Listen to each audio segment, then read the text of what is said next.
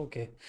Now जब ratio analysis के बारे में बात करते हैं तो रेशियोज जो होते हैं ना वो अलग अलग यूज़र्स इस्तेमाल करते हैं डिसीजन मेकिंग करने के लिए। अब different users have different points of view, but broadly हम लोग हमारे रेशियोज को जो है वो अलग अलग बकेट्स में क्लासीफाई करेंगे। आज जो हमारा पूरा का पूरा फोकस रहेगा वो लिक्विडिटी रेशियोज का अराउंड रहेगा, बट कौन से टाइप के रेशियोज होते हैं पहले वो समझ लेते हैं। तो हमारे जो बुक्स ऑफ अकाउंट्स को हम प्रिपेयर करते हैं उसको इस्तेमाल करके हम लोग सबसे पहले प्रिपेयर करते हैं something known as liquidity ratios. Liquidity ratios हमें बताता है कि कंपनी के पास शॉर्ट टर्म ऑब्लिगेशंस रीपे करने की कैपेसिटी कितनी है। By short term obligations, what I mean to say is that we want to check if our current assets are adequate enough to repay our current liabilities. ठीक है। तो 12 महीने के अंदर क्या आपके पास उतनी कैपेसिटी है कि आप अपने शॉर्ट टर्म ऑब्लिगेशंस को पूरा कर सको। तो लिक्विडिटी जो होता है वो किसके लिए होता है? Short term obligation. वैसे ही शॉर्ट टर्म की जगह और क्या हो सकता है हमारे पास? Long term. तो उसके लिए हम कौन से रेशियोज बनाएंगे? सॉल्वेंसी रेशियोज, जिसको हम लोग देखते हैं कि हमारे पास लॉन्ग टर्म ऑब्लिगेशंस रीपे करने की कितनी कैपेसिटी हमारे पास है। आज कोई भी बिजनेस अगर आप रन करते हो तो उसका प्राइमरी इकोनॉमिक ऑब्जेक्टिव क्या होना चाहिए? तो हम लोग प्रॉफिटेबिलिटी रेशियोज देखेंगे फिर। एंड लास्ट जो कैटेगरी है इसको हम लोग कहते हैं एक्टिविटी रेशियोज, जिसमें यूजुअली मैनेजमेंट को इंटरेस्ट होता है ये देखने के लिए कि हमारा स्टॉक कितने जल्दी कैश में कन्वर्ट हो रहा है, हमारे डेटर्स हमें कितने जल्दी पैसा दे रहे हैं, ये सारी चीज़ें। सो अगर हम एफिशिएंसी की बात करेंगे तो एफिशिएंसी मेजर कहाँ से होती है? एक्टिविटी रेशियोज से। प्रॉफिटेबिलिटी कहाँ से मेजर होती है? प्रॉफिटेबिलिटी रेशियोज से। Short term liquidity from liquidity and long term solvency. ठीक है। अब इसमें हमारे पास अलग अलग टाइप के रेशियोज हैं और अलग अलग रेशियोज में बहुत सी चीज़ें हमें समझनी होती है, बट एक एक करके हम लोग आगे बढ़ेंगे। हमारा आज का एजेंडा जो है वो होना चाहिए to try and cover two ratios. First one being current ratio, another one being quick ratio. दो रेशियोज हम लोग करेंगे। ठीक है। अब जो भी रेशियो हमारा होता है ना उस रेशियो में सबसे पहले आपको पता होना चाहिए उसका फॉर्मूला, उसका जो फाइनल आंसर आता है वो किस तरीके से रिप्रेजेंट किया जाता है, एंड तीसरा आपको पता होना चाहिए कि उसका स्टैंडर्ड रेशियो क्या होता है। अब पहला रेशियो हम लोग लिख लेंगे, आप हेडिंग लगाएंगे लिक्विडिटी रेशियोज। लिक्विडिटी रेशियोज और आगे आप लिखेंगे ability of the company, shows ability of company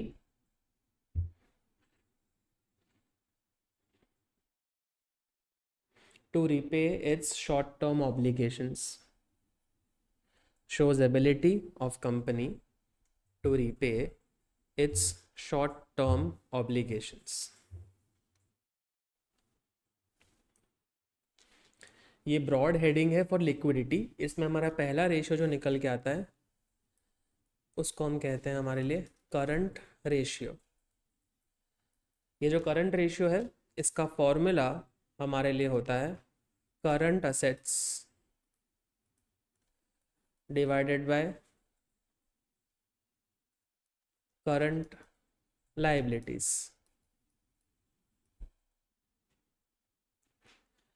अब इसका जो आइडियल रेशियो होता है, इस आइडियल रेशियो को हम कहते हैं कि एटलीस्ट हर कंपनी के पास 2:1 का करंट रेशियो होना चाहिए। अगर इससे कम है तो अच्छी बात नहीं है, इससे ज़्यादा है तो अच्छी बात है। इसका मतलब क्या हुआ? That for every 1 rupee of current liability that I have an obligation to pay, मेरे पास कम से कम 2 रुपए का करंट असेट है। तो am I in a safer position? Yes. समझ आया? तो ये फॉर्मूला लिख लीजिए और उसके नीचे आइडियल रेशियो भी लिख लीजिए। इसका आइडियल रेशियो ये होता है।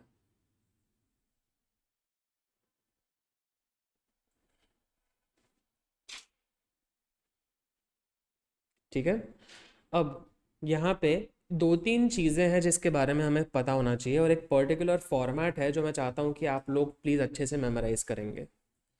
अब ये जो फॉर्मेट मैं आपको बना के दिखा रहा हूँ, ये सिर्फ हमारे वर्किंग के लिए है। इन क्लास आपके एग्जाम पेपर में ये फॉर्मेट नहीं होना चाहिए। अगर आप बनाते भी हैं तो वो रफ वर्क में आप बनाएंगे, not in the fair work. ठीक है। अब हमारी जो बैलेंस शीट हुआ करती थी, जो हम लोगों ने पढ़ी थी अंटिल ग्रेड 11, टी शेप वाली जो बैलेंस शीट हमारी हुआ करती थी, हम लोग अगर कंपनी के बैलेंस शीट को भी इसी तरीके से देखने की कोशिश करें तो हमें पता है कि दो साइड्स होते हैं, एक असेट साइड और एक लायबिलिटी साइड। तो क्या यहाँ पे हम लोग अपने सारे नॉन करंट असेट्स लिखा करते थे, नीचे हम लोग क्या लिखा करते थे, और इससे हमें मिलता था हमारा बैलेंस शीट का टोटल, है ना। तो मैं बैलेंस शीट टोटल बोलूँ या टोटल असेट बोलूँ या टोटल लायबिलिटी बोलूँ, बात क्या हुई, सेम। तो यही टोटल यहाँ पे भी जाता है। ठीक है। Now what I need you to do is focus a lot more on this side of the equation of the balance sheet. आज बैलेंस शीट में हमारे पास दो चीज़ें होती है, एक नॉन करंट लायबिलिटी और दूसरा current liability. Non current liability को मैं एक और शब्द से पहचानता हूँ जिसको मैं कहता हूँ कैपिटल एम्प्लॉयड। ठीक है। क्या वर्ड यूज़ किया मैंने, कौन से टर्म के लिए, नॉन करंट लायबिलिटी के लिए। आज बिजनेस में हमारे पास जो है वो दो तरीके के कैपिटल हो सकते हैं, एक होता है ओन्ड फंड और दूसरा होता है borrowed fund.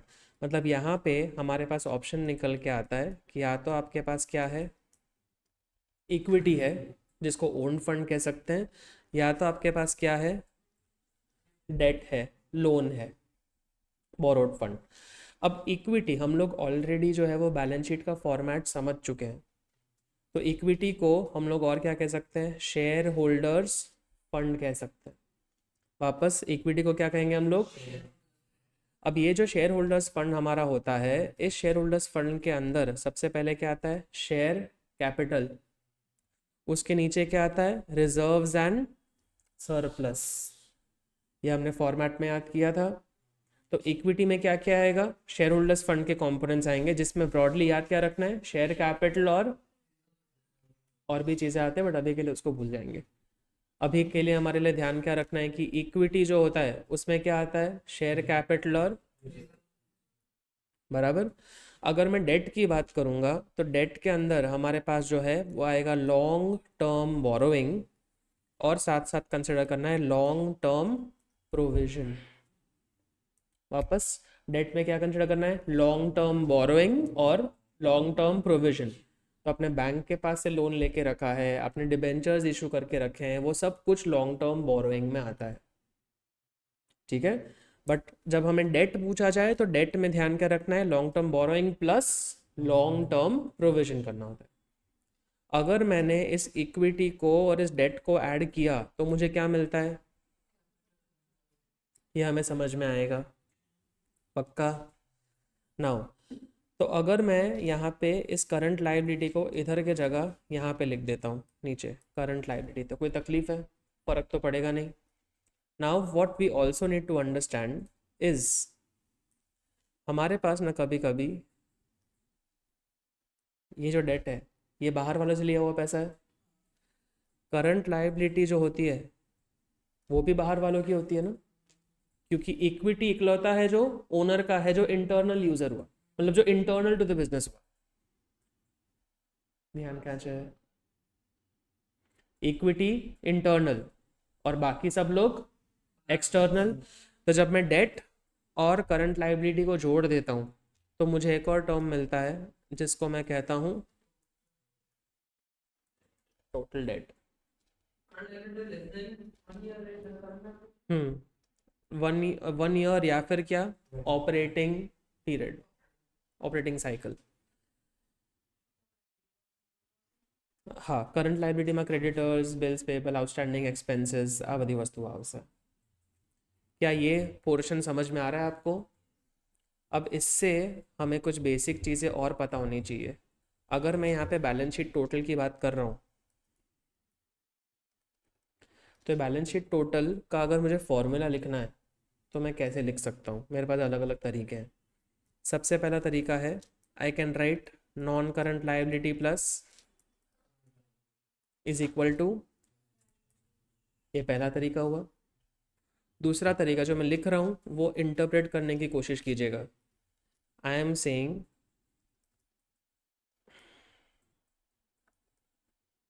Capital employed plus current liability is equal to balance sheet total. देखिए कैपिटल एम्प्लॉयड में क्या क्या आता है,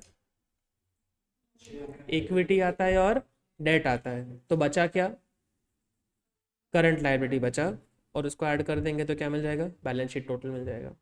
बराबर। अब इसके नीचे मैं वापस लिख रहा हूँ equity plus total debt is equal to, क्या ये समझ में आता है? क्योंकि टोटल डेट में क्या क्या आता है, डेट और करंट लायबिलिटी, ये दोनों चीज़ें आती है। समझ आया? अब एक और हमें याद रखना है, देयर इज़ वन मोर फंडा कॉल्ड वर्किंग कैपिटल, जिसको हम कहते हैं current asset minus current liability. ठीक है, इसको प्लीज़ एक बार लिख लीजिए इसी फॉर्मेट में, और ये हमें रटना है, कुछ भी करके याद होना चाहिए ये। ठीक है,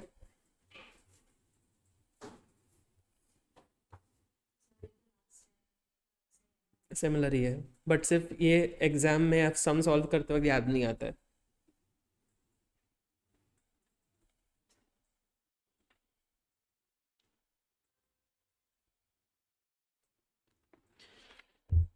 ये लिख लेने के बाद फिर आप जो है वो एक्सरसाइज में आ जाएंगे।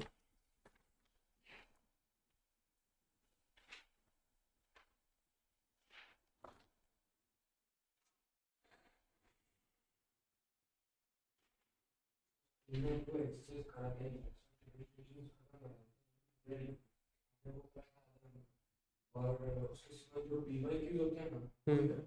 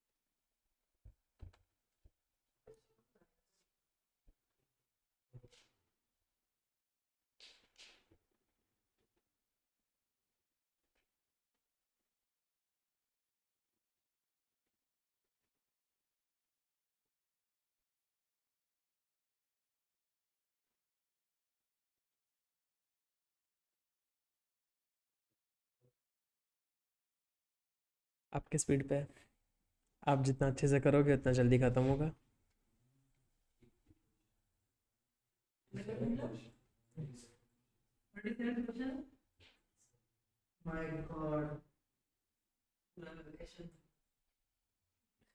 ના ના, 3 દિવસમાં થઈ જાય. યસ.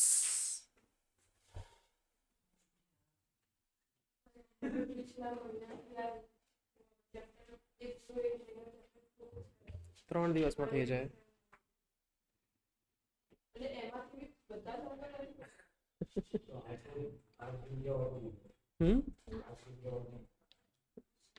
हाँ अभी देखते हैं, अभी अपने पास हाफ एन आवर है, टारगेट है 30 क्वेश्चंस करने का।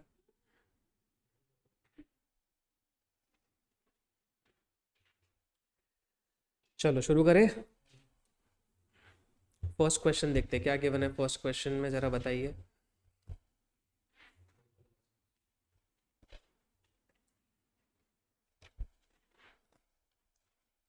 टोटल असेट गिवन है हमें 20 लाख के, ठीक है। अब मैं यहाँ पे एक रफ में बैलेंस शीट बना रहा हूँ, आप लोग सबका ध्यान एक बार इधर चाहिए मुझे, ठीक है। मैं आपको बताऊंगा प्रेजेंटेशन किस तरीके से करना है एग्जाम के पॉइंट ऑफ व्यू से। टोटल असेट को क्या मैं बैलेंस शीट टोटल कह सकता हूँ, तो ये 20 लाख यहाँ पे टोटल हो गया, आया ना। फिर क्या केवल हमें फिक्स्ड टेंजिबल असेट, जो कि कहाँ पे आता है, नॉन करंट में आता है ना, तो यहाँ पे टैंजिबल असेट की वैल्यू लिख दी, कितना है ये, 10 लाख। उसके नीचे क्या गिवन है, वो इक्विटी में लिख दूँ मैं यहाँ पे, इक्विटी या फिर शेयर होल्डर्स फंड कितना वैल्यू है, 12.8 लाख। फिर क्या गिवन है मुझे, अब ये नॉन करंट लाइबिलिटी को मैं डेट मान लेता हूँ अपना, और ये डेट की वैल्यू कितनी है, 5.2 lakhs।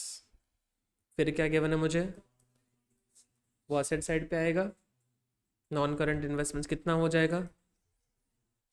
अब अगर मुझे टोटल मैच करना है तो यहाँ पे कितना शॉर्टफॉल आ रहा है, 4 लाख, जो मेरे लिए क्या हो जाएगा, मेरा करंट असेट। और यहाँ पे अभी तक टोटल कितना हो रखा है, 18। तो शॉर्टफॉल कितना हुआ, ये क्या बन जाएगा मेरे लिए, क्या ये समझ में आता है हमें, बराबर। तो याद है मैंने आपको बैलेंस शीट बनवाई, क्यों बनवाई, क्योंकि ये हमें वैल्यूज़ ढूंढने पड़ेंगे बैलेंसिंग करके। अब आप मुझे बताइए कि हमने करंट असेट ढूंढना कैसे, 20 में से हमने 16 माइनस किया, 20 क्या था, टोटल असेट था ना।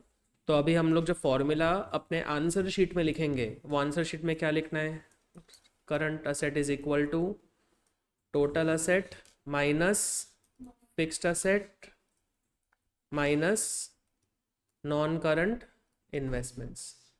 समझ आया। तो हमने जो है 4 लाख कैसे निकाला है, उसका इक्वेशन हमें अलग से बनाना पड़ेगा। तो यहाँ क्या किया हमने, टोटल असेट्स कितने थे, 20 लाख, माइनस ये कितना है, माइनस क्या मिल गया, तो करंट असेट हो गया। वैसे करंट लायबिलिटी कैसे निकाला हम लोगों ने, बैलेंस शीट के टोटल में से शेयर होल्डर्स फंड माइनस किया और डेट माइनस किया या नॉन करंट लायबिलिटी माइनस किया।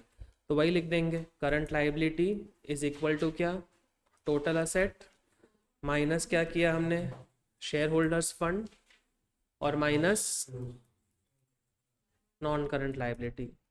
तो ये क्या हो जाता है, 20 lakhs माइनस 12.8 लाख माइनस कितना आ गया ये। तो ये दोनों का सेपरेट वर्किंग बताया। अब नीचे का फॉर्मूला लिखने का, फॉर्मूला क्या लिखेंगे हम लोग,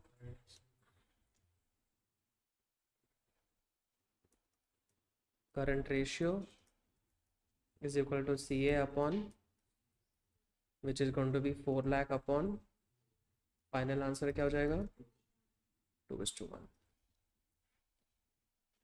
लिख लो ये।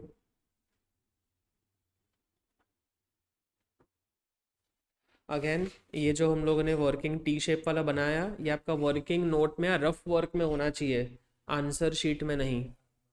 अभी बना लो आपके लिए, साइड में स्लैश करके वर्किंग नोट लिख दो ऊपर, या रफ वर्क ऐसा कुछ लिख दो।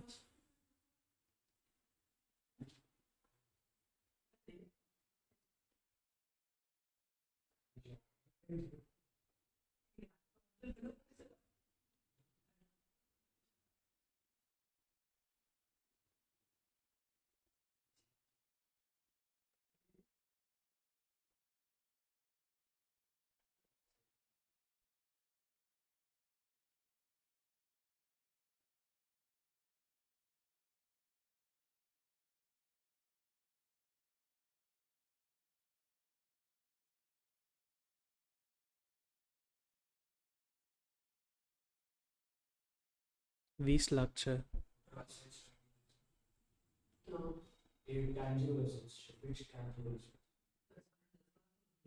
टेंजिबल असेट्स,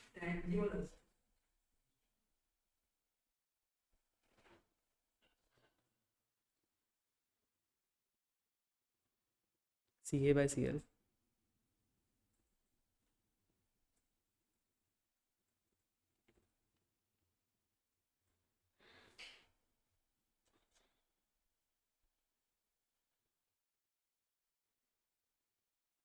बराबर है।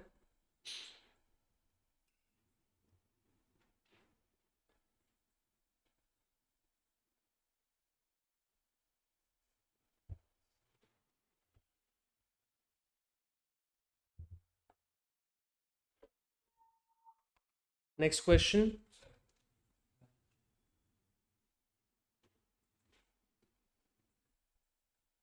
आपके हाथ में एक पेंसिल होनी चाहिए नेक्स्ट क्वेश्चन के लिए।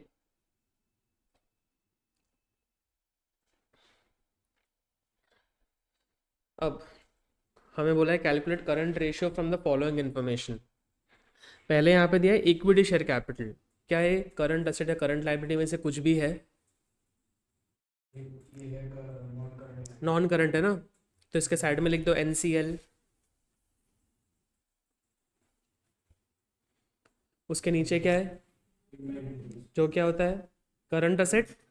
स्टॉक होता है ना, stock is current asset, side में लिख दो CA।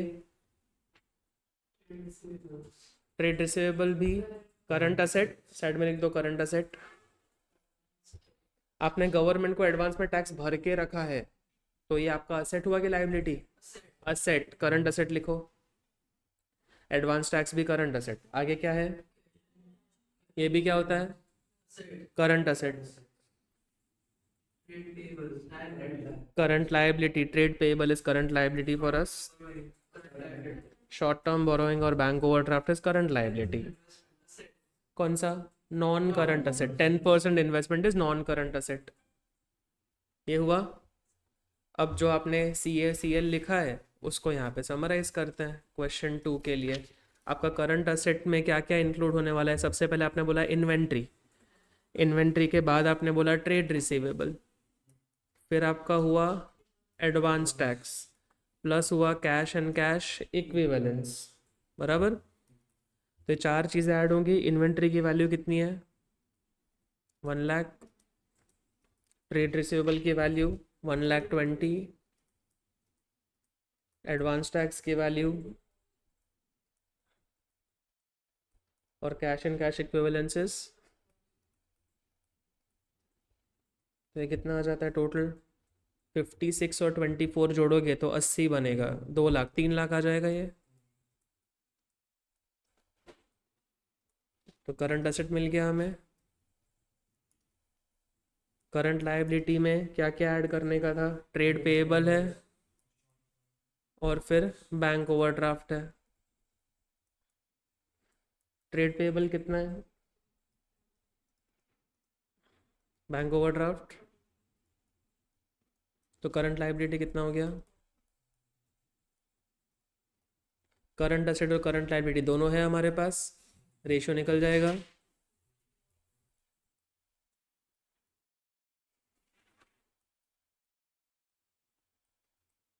Current ratio equals to CA upon CL।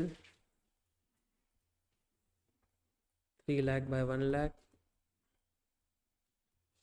Final answer 3:1।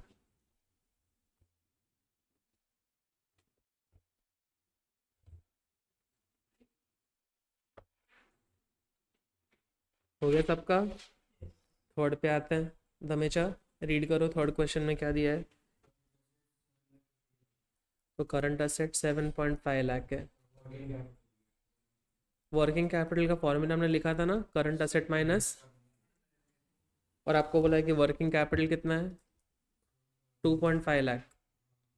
Current asset कितना था? तो अगर CL ढूंढना है तो ढूंढ सकते हैं। कितना आएगा?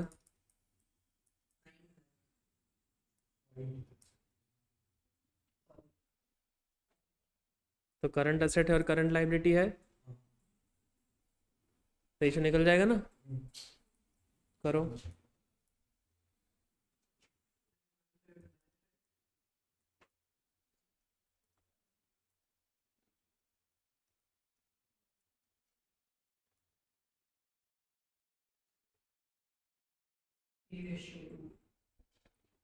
थ्री इज टू टू, मतलब इसको 1.5:1 लिखना पड़ेगा। तो हमेशा 1:1 में लिखना है। यहाँ पे कौन सा फॉर्मूला यूज किया पहली बार?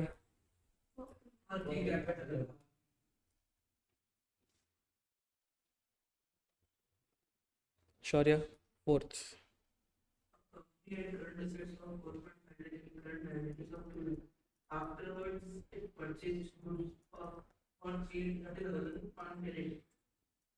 जब आपने गुड्स परचेज किए ऑन क्रेडिट, तो इसमें हमारे पास दो चीज़ें हुई, ठीक है। सबसे पहले क्या मैं बोल सकता हूँ कि हमारा इन्वेंट्री बढ़ा होगा, और दूसरा क्या बढ़ा होगा हमारे लिए? क्रेडिटर पड़ा होगा। तो अब अगर हम निकालने जाए हमारा न्यू करंट असेट, तो न्यू करंट असेट क्या हो जाएगा, 4.5 लाख प्लस कितने का खरीदा, 30,000। तो नया करंट असेट कितने का हो गया हमारे लिए, जी हाँ फॉलो करो छो। हम्म, बट इन्वेंट्री भी तो बढ़ रहा है आपके लिए। 2 लाख प्लस 30 के हो जाएगा ये, तो ये कितना हो जाएगा,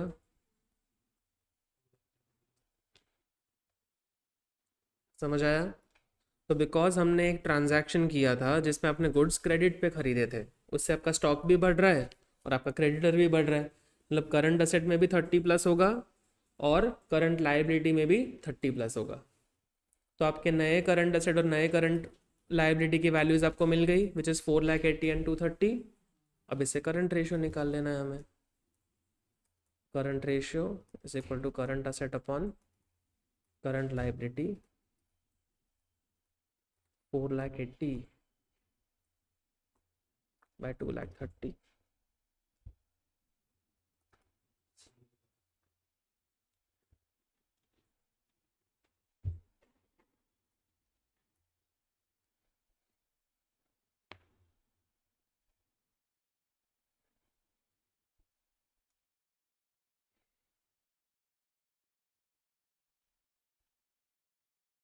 फिर नेक्स्ट क्वेश्चन रीड करोगे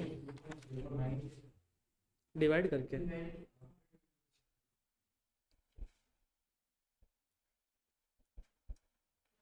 फिफ्थ क्वेश्चन देखते हैं क्या दिया है।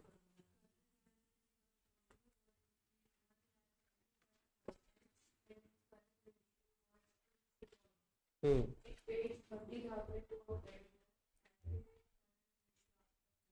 हमको पहले क्या है, करंट लाइबिलिटी की वैल्यू कितनी है, 1,75,000।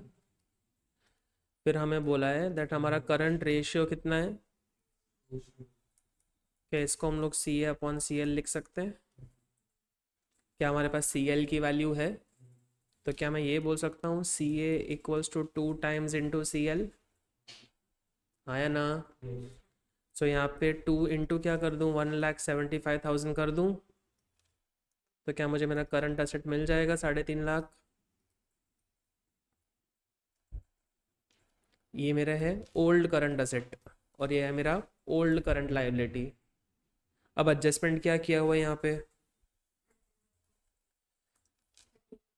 तो अगर आपने पेड क्रेडिटर किया होगा तो इसमें दो चीज़ें हुई होगी, एक तो पहले आपका कैश घटा होगा और साथ साथ आपका क्रेडिटर घटा होगा। कैश घटा मतलब सी ए माइनस, क्रेडिटर घटा मतलब सी एल माइनस। तो आपका न्यू सी ए कितना हो जाएगा अभी,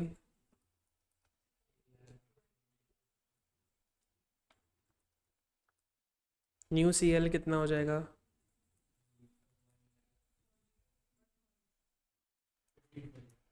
45 की 55, फाइनल बताओ, पक्का। तो अभी न्यू करंट रेशियो कैसे निकालेंगे, न्यू सी ए अपॉन न्यू सी एल,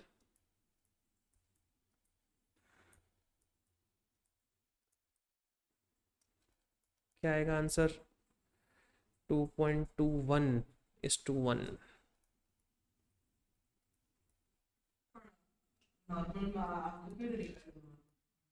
શું આટલું અઘરું નહીં આવે, તમે આ સ્ટેજ સુધી લાવીને બી આન્સર મૂકી દેશો ને તો એ તમને એટલીસ્ટ મળી જશે માર્ક્સ। क्या आइडियली आपके बोर्ड एग्जाम में या फिर आपके स्कूल एग्जाम में ऐसे मार्क्स ऐसे वैल्यूज आनी चाहिए जो होल नंबर्स ही देंगे आपको। ऐसा कुछ आ रहा है, आ सकता है, मैं मना नहीं कर रहा, बट इधर तक भी अगर आपने वर्किंग किया है और कैलकुलेशन सही है तो मार्क्स दे देंगे वो लोग।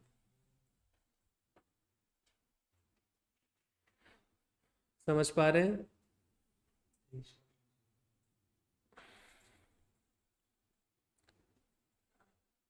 जी हाँ, 6 कराओ, ओके।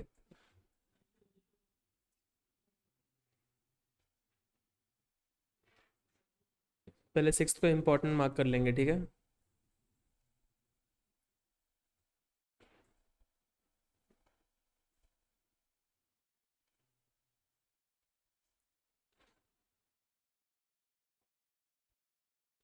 क्या दिया है बताओ।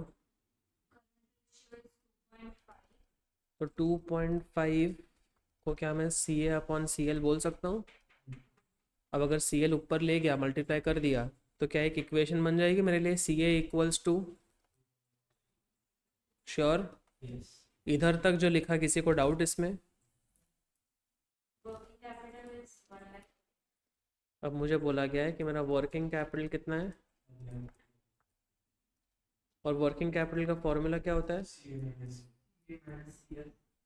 अब सी ए के जगह में क्या प्लेस कर दूंगा ये, तो क्या मैं बोल सकता हूँ 2.5 C L minus 1 C L is equal to 1,50,000। तो मुझे मिल क्या जाएगा, 1.5 C L is equal to 1,50,000। कैसे सी एल मिल जाएगा,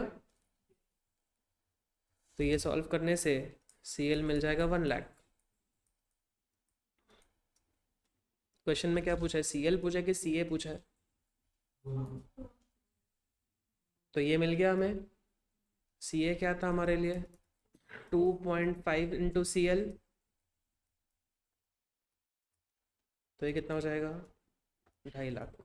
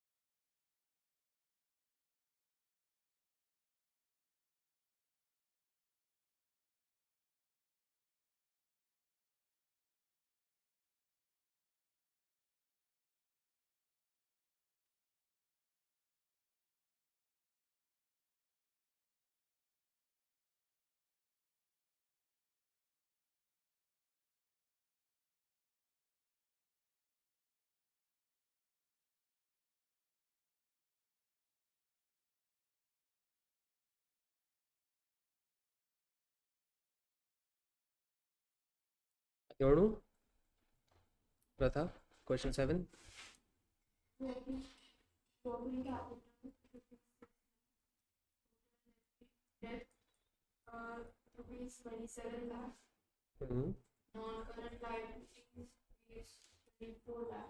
अब अगर ये फॉर्मूला या ये फॉर्मेट याद करेंगे हम लोग, ठीक है, तो हमें यहाँ पे क्या गिवन है, टोटल डेट बोला है ना यहाँ पे। टोटल डेट कितना है, 27 लाख। तो टोटल डेट अगर 27 लाख है, और हमें नॉन करंट लाइबिलिटी मतलब डेट गिवन है कितना, 24, तो करंट लाइबिलिटी कितना हुआ, 3 लाख हुआ ना। क्योंकि टोटल डेट में कितने पार्ट होते हैं, 2 पार्ट, एनसीएल और सीएल। तो क्या उससे करंट लाइबिलिटी मिल जाएगा, क्या हमारे पास वर्किंग कैपिटल है, क्या उससे करंट एसेट मिल जाएगा, करो।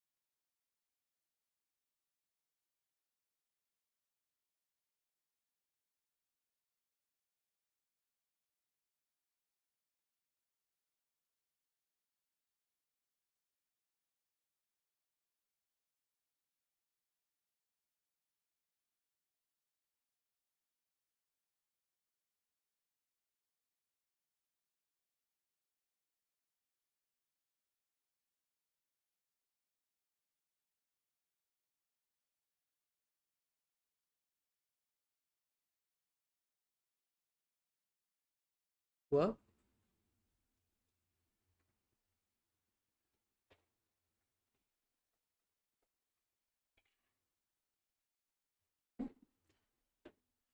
एट्थ में देखो क्या गिवन है आपको,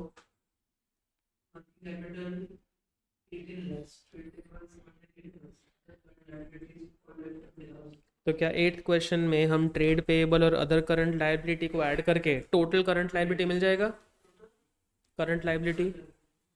फिर वर्किंग कैपिटल गिवन है, तो क्या करंट असेट निकाल लेंगे, उससे निकल जाएगा रेशियो, करो खुद से।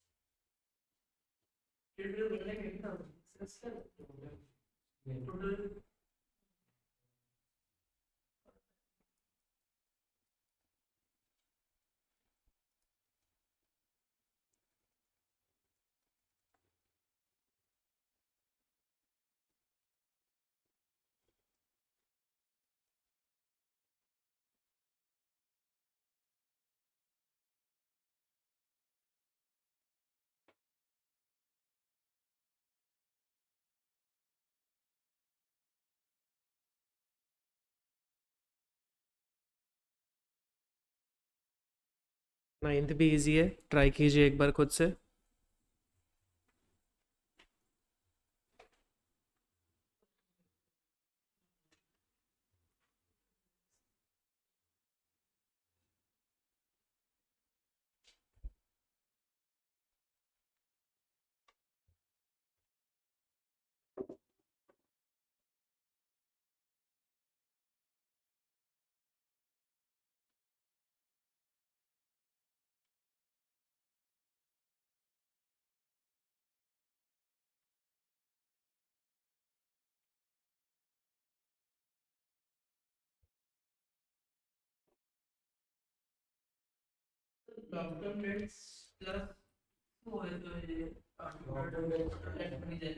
टोटल डेट में क्या होता है?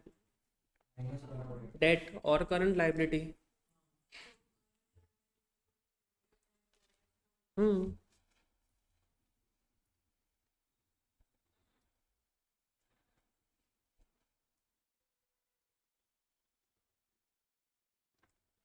टोटल डेट के दो पार्ट्स होते हैं, लॉन्ग टर्म डेट और करंट लाइबिलिटी। टोटल डेट की वैल्यू है हमारे पास 19.5, लॉन्ग टर्म डेट है 15 लाख, तो ये हो जाएगा 4.5 लाख।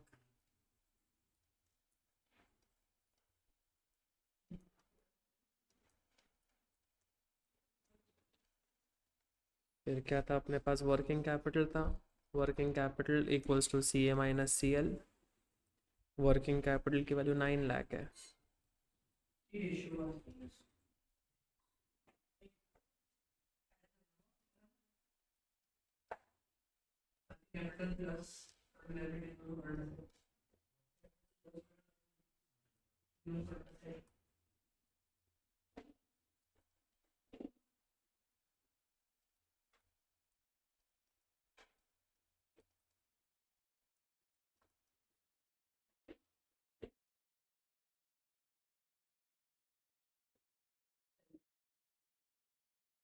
चालू रखो गाड़ी। ट्रेड पेएबल क्या ऑलरेडी करंट लायबिलिटी का पार्ट होता है, तो उसको इग्नोर करो।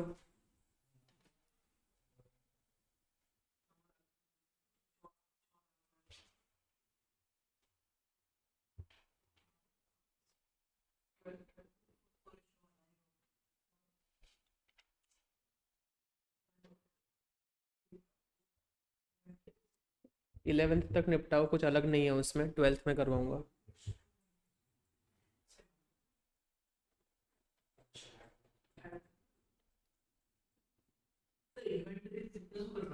ये ऑलरेडी करंट असेट में हुआ है ना।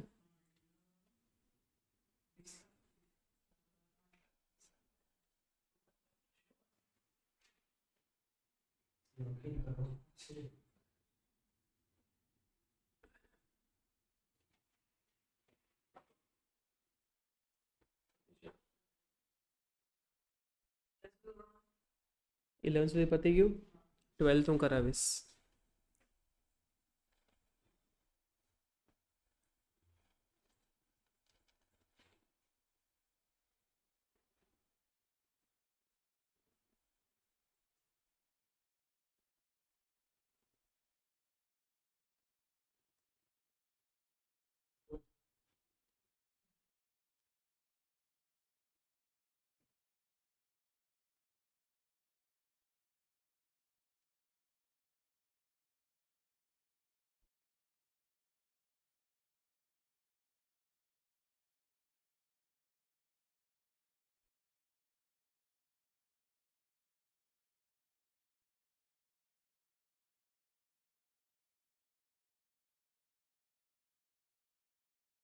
चलो क्वेश्चन 12 समझ ले एक बार। अब यहाँ बोला है बिजनेस में करंट असेट एग्जिस्टिंग 3 लाख है और करंट लाइबिलिटी 2 लाख है। अकाउंटेंट चाहता है कि करंट रेशियो 2:1 होना चाहिए, और जिसको मेंटेन करने के लिए वो पार्ट ऑफ करंट लाइबिलिटी पे करना चाहता है। अगर आप करंट लाइबिलिटी पे ऑफ करते हो तो क्या मेरा ये कहना सही होगा कि इससे आपका कैश घटता है और करंट लाइबिलिटी घटता है? अब आपको पूछा गया है कि हम कितना करंट लाइबिलिटी पे ऑफ करें कि हमारा रेशियो 2:1 हो जाए। हमारा अभी एग्जिस्टिंग करंट एसेट कितना है? 3 लाख। इसमें से कुछ मैं पे करूंगा तो उसको मैं एक्स मान लेता हूँ। मेरा एग्जिस्टिंग करंट लाइबिलिटी कितना है? इसमें से सेम अमाउंट रिड्यूस हो जाएगी, तो मेरा नया रेशियो क्या बनना चाहिए? एक्स ढूंढना है।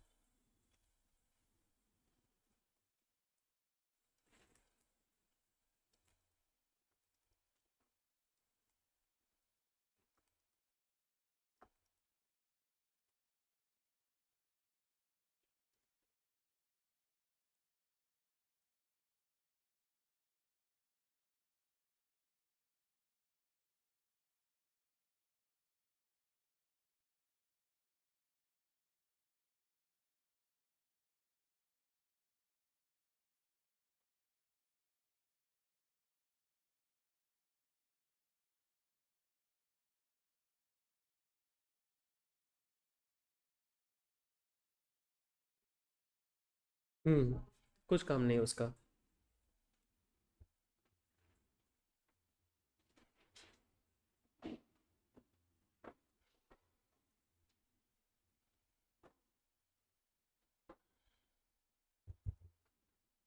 चलो 13th क्वेश्चन पे आते हैं। आपको यहाँ बोला हुआ है कि फर्म के पास करंट असेट 875 के हैं और करंट लायबिलिटी 3,50,000 की है। आपको करंट रेशियो मेंटेन करना है 2:1 by purchasing goods on credit.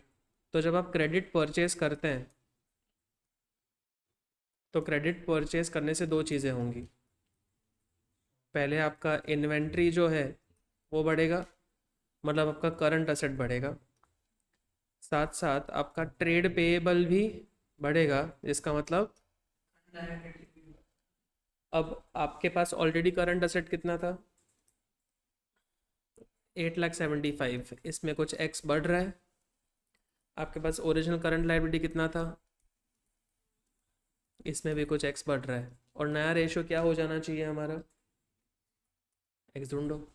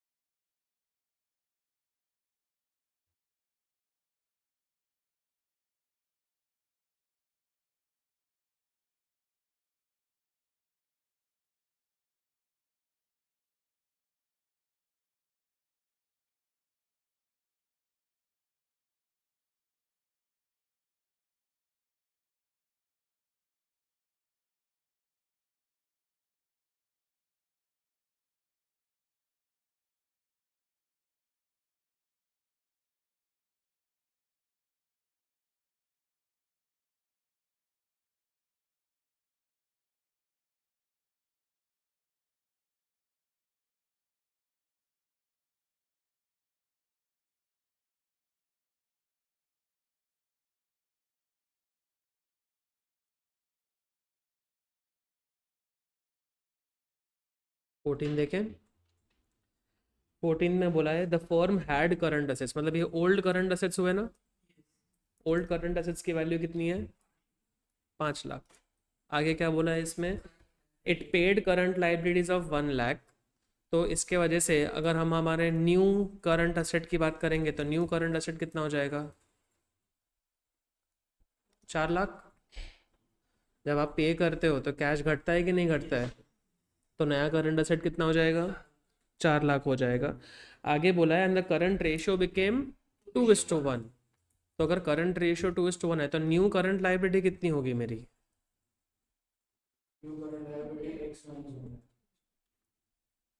क्या x माइनस 1 लाख?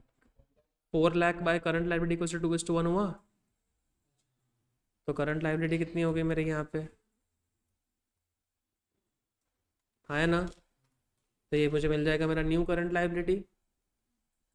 अगर रीपे करंट लाइबिलिटी रीपे करने के बाद 2 लाख है तो ओल्ड करंट लाइबिलिटी कितनी हुई? 3 लाख।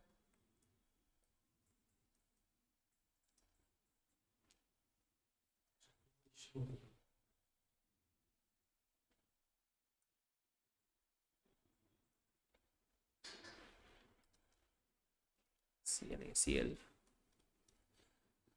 साथ साथ हमें क्वेश्चन में वर्किंग कैपिटल भी पूछा है, तो ओल्ड वर्किंग कैपिटल निकाल लें। ये क्या होता है? CA माइनस, जो कि यहाँ पे 2 लाख हो जाएगा, और यहाँ पे भी 2 लाख, 4 लाख माइनस 2 लाख, 2 लाख।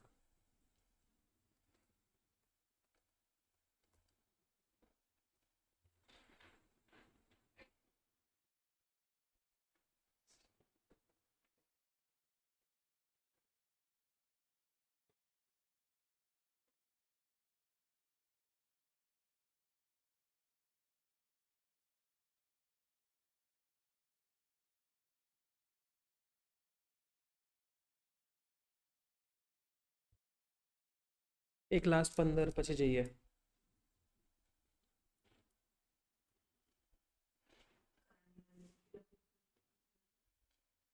हैड है ना, तो ओल्ड होगा। ओल्ड करंट लाइबिलिटी कितना है? न्यू हो गया 6 लाख। तो न्यू करंट लाइबिलिटी 6 लाख हो गया। रेशियो टू रेशियो कर दिया है। तो मतलब यहाँ पे ऊपर कुछ करंट असेट होगा, तो 2:1 आया ये, तो न्यू करंट असेट कितना हो जाएगा अपने लिए? 12 लाख ना। तो new current asset would be 12 lakh. तो इसके पहले का क्या होगा?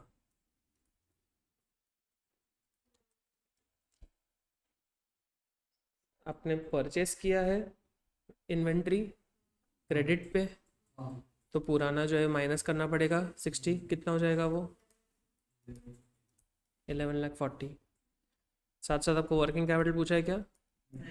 बस इतना ही पूछा है, कोई नहीं।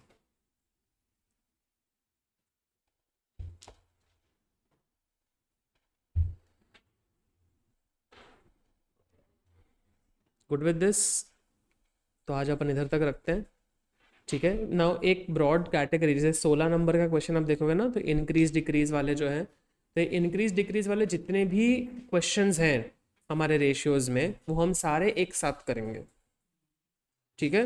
हर, क्योंकि इस पे लॉजिक सेम लगता है, तो सारे जो भी हमारे क्वेश्चंस होंगे इंक्रीज डिक्रीज वाले, वो एक लेक्चर में एक साथ करेंगे for all types of ratios.